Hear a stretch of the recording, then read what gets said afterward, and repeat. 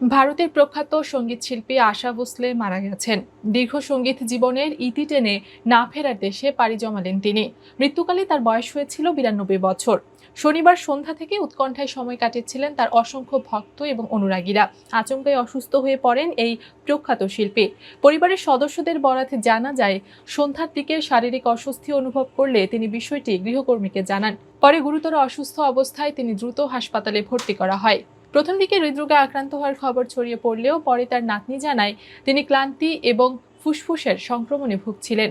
পরিবারের পক্ষ থেকে তখন সবার কাছে গোপনীয়তা রক্ষার অনুরোধ জানানো হয়।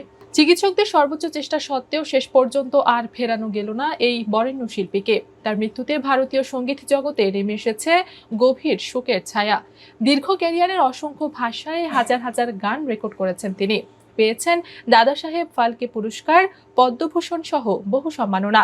তার গাওয়া জনপ্রিয় গানগুলোর মধ্যে রয়েছে দিল তো পাগল হ্যায়, এক পরদেশি, মেরা দিল লে গায়া, তুমসে মিলকে সহ আরো অনেক কালজয়ী সৃষ্টি।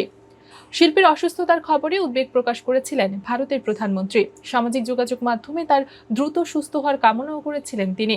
আজ তার প্রয়াণে সঙ্গীতের এক স্বর্ণালী অধ্যায়ের সমাপ্তি ঘটল। রেখে গেলেন অসংখ্য অমর গান, যা যুগ যুগ ধরে বেঁচে থাকবে শ্রোতাদের হৃদয়ে।